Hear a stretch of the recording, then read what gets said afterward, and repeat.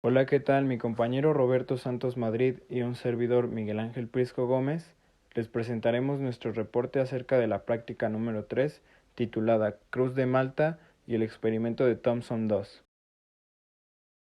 Un poco del marco teórico como introducción puede ser el concepto de los rayos catódicos.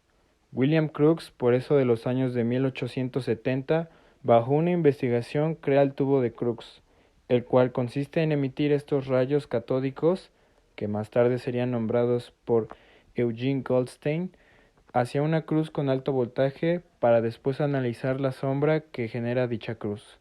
Este experimento es el ya mencionado Cruz de Malta. Después, con el paso de los años, se realizaron más avances hasta proponer el siguiente experimento, que es un ciclotrón. El principio es muy similar, ya que ocupa de igual manera el bombardeo de cátodos. Este se realiza en un cristal esférico con la finalidad de que el haz recorra una trayectoria circular, dependiendo de la intensidad del campo electromagnético aplicado desde fuera con una fuente de energía. El equipo de la Cruz de Malta está conformado por una fuente de voltaje que se encuentra en la parte izquierda de las imágenes, y esta va conectada directamente a cátodo y ánodo. Dentro del equipo se encuentra un cátodo que tiene carga negativa y también un ánodo con carga positiva, justo al final del tubo, y también puede ser revestido por fósforo. En medio del cátodo y ánodo se encuentra una cruz de Malta que esta puede ser de zinc, y debido al diferencial de potencial que se crea entre cátodo y ánodo, se forman los rayos catódicos, que van desde el cátodo hasta el ánodo, formando así la sombra de la cruz de Malta. Cabe mencionar que al pasar el magneto cerca de la parte fluorescente se observará un efecto de distorsión. Esto es debido a que los electrones que se encuentran libres cerca de la parte final del tubo interaccionan con el campo del imán, logrando así mover la sombra. Para el experimento 2 del ciclotrón se tiene fundamentos similares al experimento 1. El equipo tiene un cátodo caliente que emite electrones y un ánodo cónico, donde los electrones emergerán hacia arriba. También se tiene el cilindro de Wennell, que funciona para focalizar y controlar el haz de electrones. Finalmente se tienen las bobinas de Helmholtz, que provee el campo magnético uniforme. En la práctica se nos facilitó una serie de datos que son indispensables para realizar el análisis completo del experimento del ciclotrón. Tenemos el valor de la aceleración potencial y la intensidad de energía en voltios y otra en amperes. Con esta tabla de valores podemos realizar una serie de cálculos que nos ayudarán a obtener el valor de la carga del electrón que se encuentra en el ciclotrón. Se nos recomendó considerar un 5% de error asociado en el equipo de medición, así que procedimos a realizar el cálculo y volvimos a acomodarlos en las tablas, siendo el error de Y el 5% de la aceleración potencial y el error de X como el 5% de la intensidad de la corriente.